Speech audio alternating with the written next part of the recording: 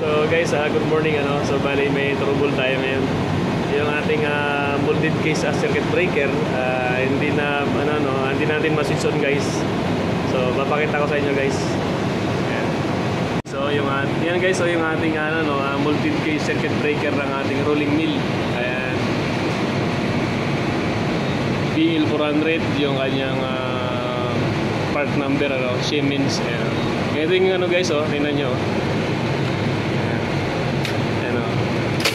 Balik na siya. So ano to sa loob guys, parang baka kumalas yung kanyang spring sa loob, yung kanyang lock. Ayan.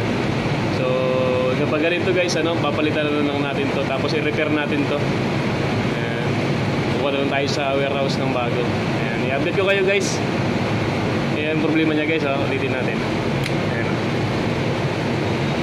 Ayan, naka-trip mode lang siya lagi. Position, naka-trip position. Dapat ganito kasi siya yung niya. Ayan. Tapos bumabalik. Ayan. Ito kasi ayan bumabalik na siya guys. Ayan. So yun guys, may pamalit na tayo. Ayan. Pamalit na natin. Ngayon sa warehouse, bago guys, bago. Ayan.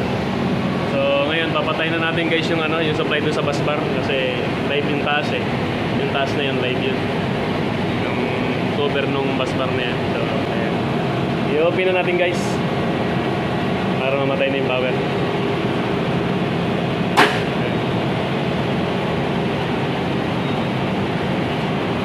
Open na yun guys. Tapos umayan, i-charge natin yun guys. Ayan, umayan. Na-charge ito yung pan-charge. Tapos i-close ulit natin. Ayan, nakalagay, discharge na guys. Pero kahit ganyan guys, huwag tayong kumpiyansa kukuhaan pa rin natin ng ng voltahe dun sa linya, kasi hindi natin alam kung baka mayroon pang presence ng voltahe dun kahit naka-open na yun, naka-discharge na yung circuit breaker. So kuha natin dito ng voltahe guys. So guys, kuha na natin ng ampera ng voltahe. Kasi mahirap na huwag tayong kumpiyansa kasi isa lang yung buhay natin. Kailangan kahit nakapatayan, isipin lagi natin na may voltaheng presence dyan. Ayan, nilagay natin yung ating sa ground guys, ating disprofessor. Ayan. So ito yung kanyang light na dito tayo gumawa. Ayan, dito tayo gumawa kasi naka-on to Ayan. Line to ground tayo. Ayan. Ayan guys, wala na guys. Line 2. Dali. Line 3. So ayan guys, open na siya. Open na yung ating breaker. Okay guys, update ko kayo guys pag napalitan na natin kasi nagmamadali tayo Ayan. Salamat guys. So ayan guys, natanggal natin yung cover. Ayan. So ito itatanggalin natin yung cover. Ayan. Para matanggal natin tong contact na sa loob.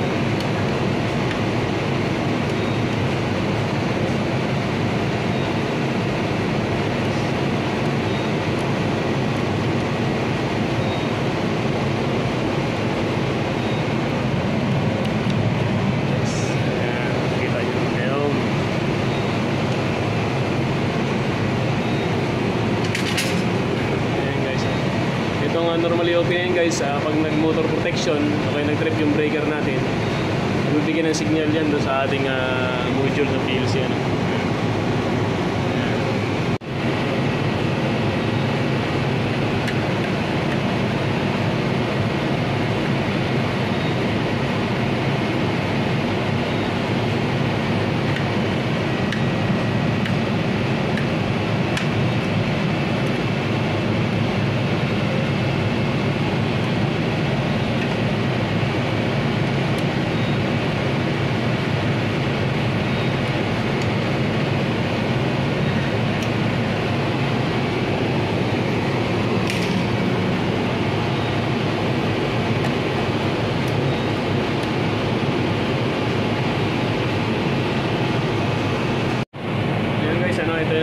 natin yung ating molded case circuit breaker. Ayan. Ito na yung bago. So bali guys, gagabit natin yung kanyang itong lock nut dyan sa ilalim. Ayan, every base kasi niyan meron lock nut dyan sa ilalim para pag ilagyan natin yung tornilyo, itong ating Allen bolt, mag-lock siya dyan pag ganun guys. Ayan, napasok natin sa ilalim to guys. Dito. Pinasalpak naman to guys, may slot lang naman to. Ito guys lang yung pag-asimbol, yung paglagay ng washer, ng lock nut. Ayan, okay, asimbolin nyo lang. Tapos lagay dito. Slot naman yan guys. Pag napasok nyo yan, paluin nyo na lang. Ayan. Ayan, okay na yun guys. Ayan. Ito pa ulit para makita nyo.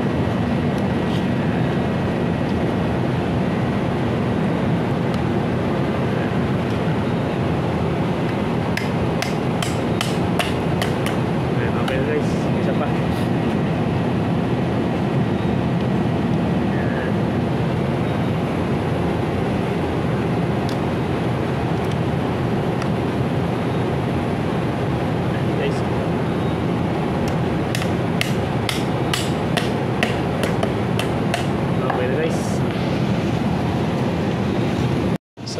Guys, bali na install na natin.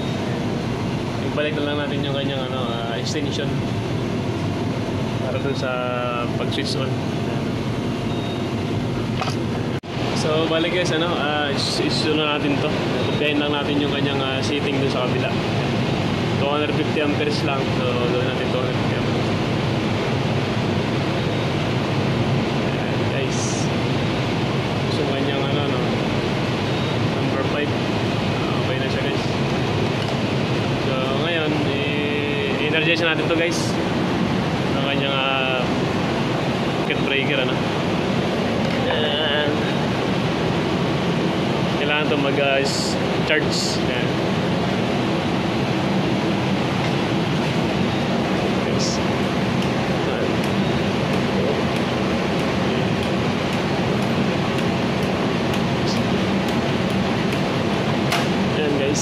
Ayan, lumabas na charge. Okay, nag-close natin siya guys. Gamitan natin ang screwdriver guys.